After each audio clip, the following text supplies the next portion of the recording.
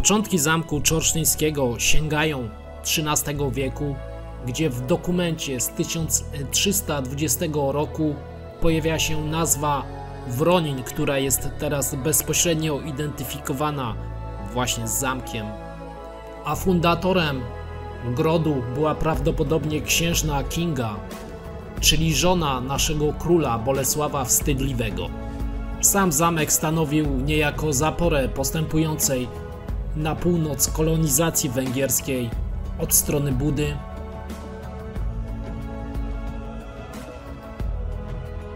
A przed nami szczątki bramy dolnej, te, które zachowały się do dnia dzisiejszego, a kiedyś nad samą bramą znajdowała się strażnica.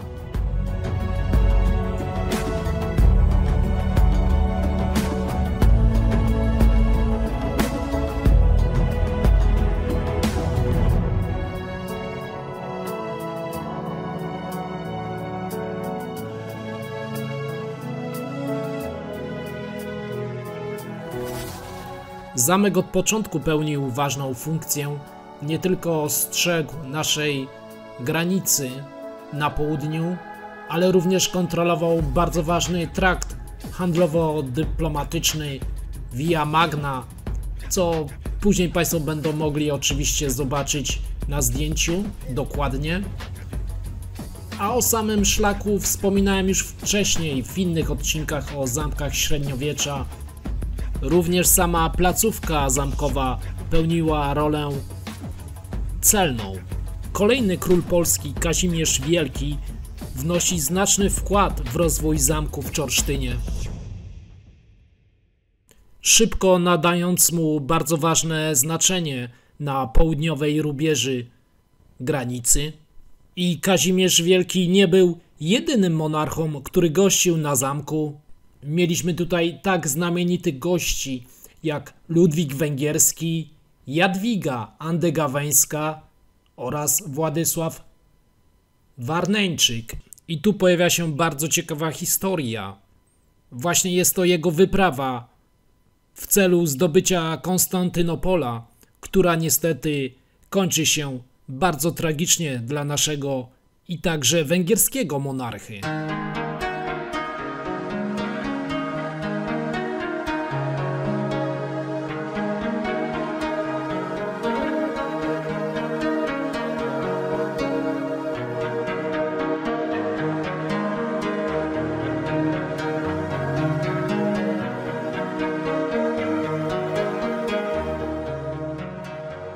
A my pokonaliśmy już drugą bramę zabezpieczającą wejście do zamku, gdzie w sumie w całej twierdzy mamy do czynienia aż z 5 bramami.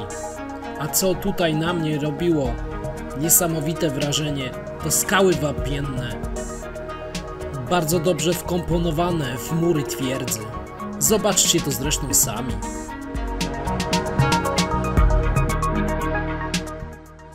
Jak już wspominałem wcześniej, Grodzisko było istotnym miejscem dla monarchów Rzeczpospolitej. Wielokrotnie gościł tu Władysław Jagiełło. I to właśnie z jego rozkazu wysłane zostały tutaj wojska, ponieważ Husyci często grabili te okolice. A działo się to wszystko w roku 1434 i również w latach 70. XV wieku następuje kolejna rozbudowa zamku, co było prawdopodobnie następstwem wojny z królem węgierskim Maciejem Korwinem, o którym opowiadałem w poprzednim odcinku Zamki Średniowiecza. Rozbudowa zamku nadal postępuje, ale teraz dzięki kolejnemu królowi polskiemu, Kazimierzowi Jagiellończykowi. To on jest właśnie fundatorem Zamku Średniego, a dzieje się to w latach 1472 do 1488. I najwyższa pora opuścić krużganek i udać się, tak jak w dawnych czasach, po cylindrycznych schodach na wyższe piętro zamkowe.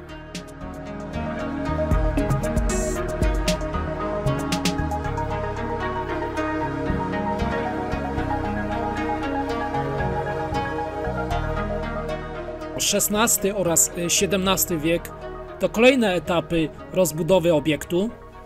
Ważna postać to Jan Baranowski. To właśnie za jego rządów powstaje tu ogromna baszta i to właśnie dzięki niemu zamek uzyskuje swoją świetność, ale z drugiej strony, no niestety wspomniany możnowładca zasłynął też ze swojego okrucieństwa dla poddanych, którymi tutaj władał i rządził.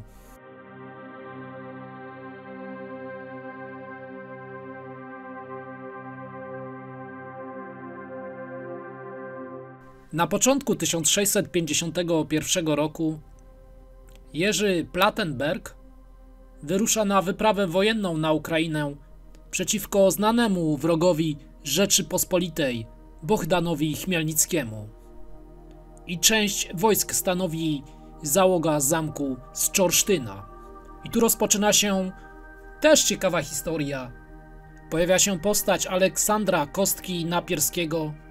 Jest to emisariusz właśnie Chmielnickiego, który pod nieobecność rycerzy zamkowych zdobywa twierdzę wraz z podburzonymi miejscowymi mieszkańcami Podhala, czyli góralami. A samo zajęcie twierdzy było częścią większego planu, według którego miało dojść do inwazji na Rzeczpospolitą przez Jerzego II Rakoczego z Siedmiogrodu, o którym zresztą też wspominałem podczas odcinka Zamek na Orawie. A sam Jerzy II Rakoczy był oczywiście sprzymierzeńcem Chmielnickiego.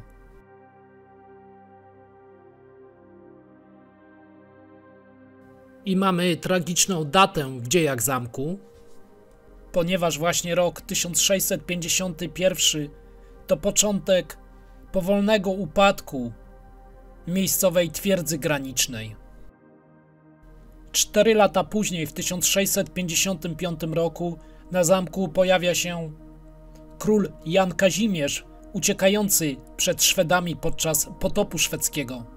To on tutaj w drodze na Śląsk zatrzymuje się i przekazuje marszałkowi wielkiemu koronnemu Jerzemu Lubomirskiemu kosztowności królewskie przeznaczone na dalszą walkę z najeźdźcami z północy. A teraz w oddali widzimy zamek Dunajec, o którym opowiadałem też w innym odcinku Zamki Średniowiecza, i patrzymy na sztuczny zalew, gdzie kiedyś właśnie biegł wspominany wcześniej szlak handlowo-dyplomatyczny Via Magna. I proszę spojrzeć właśnie i zastanowić się, jak dogodne miejsce to było dla umieszczenia tutaj zamku granicznego i obserwacji całej okolicy i czuwania nad bezpieczeństwem drogi z Budy do Krakowa.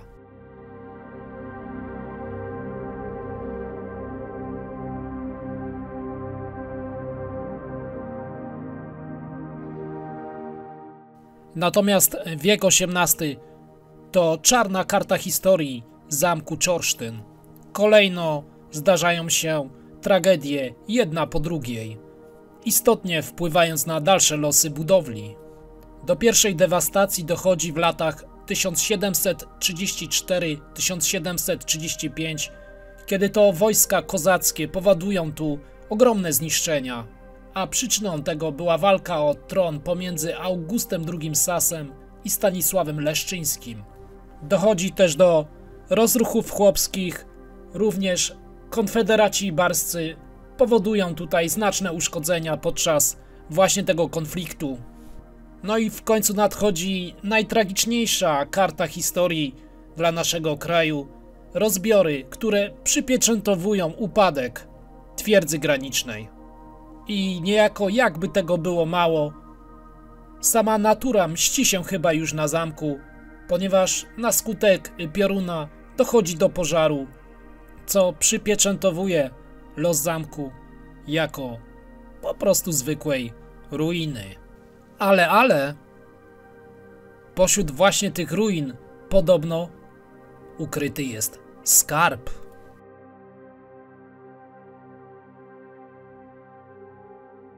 Poznajcie Wojtka i Szymka, dwóch najlepszych przyjaciół od czasów dzieciństwa. Ale jak to w życiu, ani pierwszemu, ani drugiemu no nie wiodło się najlepiej. Jeden jako juchas, drugi jako flisak nie dorobili się większego majątku, a zapewniam was, marzenia o nim mieli. I jak to miejscowi, także oni spotykali się w miejscowej karczmie i po dużej dawce gorzałki uradzili, że lekarstwem na ich wszystkie finansowe problemy właśnie może być ukryty skarb w zamku Czorsztyn. Mieszkał też tutaj znany znachor, a na imię miał on Jan.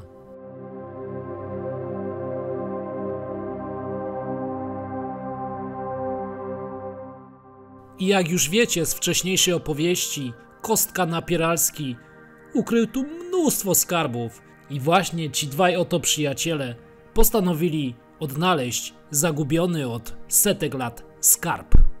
I jak to na pierwszy rzut oka sprawa prosta, wcale taką nie była.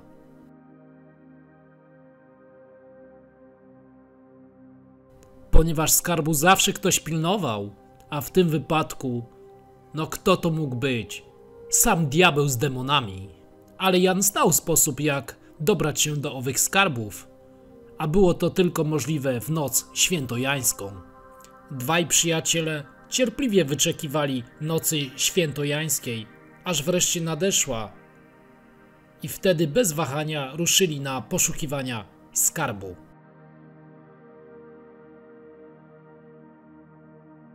Poprzez lochy i niewielką szczelinę w korytarzu dostali się w końcu oni do wnętrza zamku. I tak błądząc w podziemnym labiryncie w końcu ujrzeli wręcz niesamowity blask skarbu. Komnatę pełną złota i kosztowności. Szybko więc nazbierali tyle skarbów, ile mogli tylko ze sobą udźwignąć i postanowili wracać na powierzchnię. Ale to wszystko byłoby zbyt proste, aby się powiodło, bo nagle usłyszeli przeraźliwy śmiech złych mocy, a drzwi, którymi wcześniej się tu dostali, zatrzasnęły się z hukiem. I tak oto złe diabły odcięły im drogę ucieczki.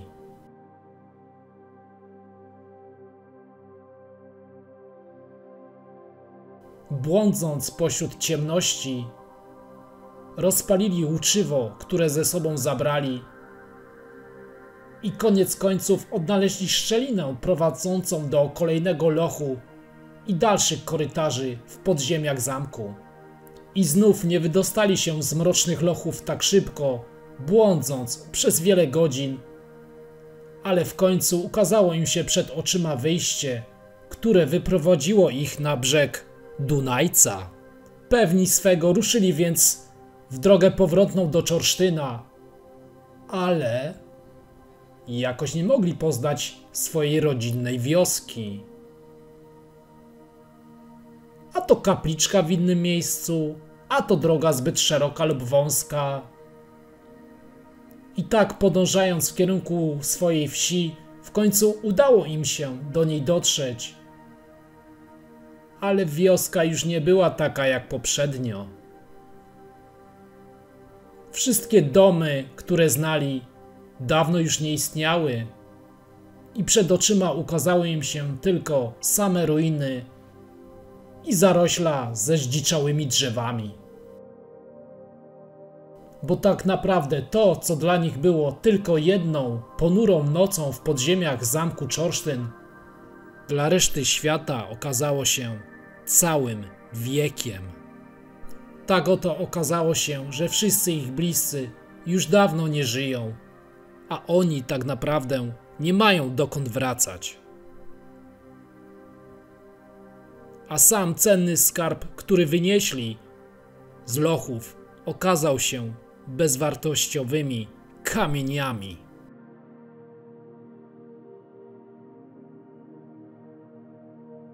A jaki był dalszy los dwóch przyjaciół? Tego nie wie już nikt. Jedynie ludzie, którzy mieszkają w Czorsztynie do dzisiaj, znają pewną opowieść o dwóch młodzieńcach, którzy w tajemniczy sposób zaginęli w noc świętego Jana.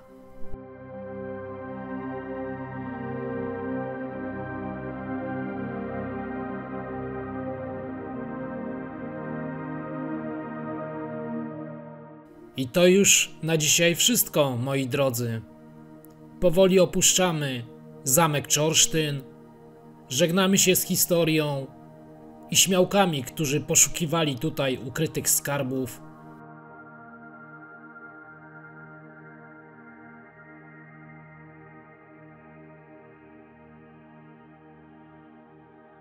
Jeśli filmik wam się spodobał, pamiętajcie o subskrypcji, udostępnianiu, kciuku w górę. To pomaga oczywiście historii minionej zaistnieć. Do zobaczenia. Cześć, pozdrawiam.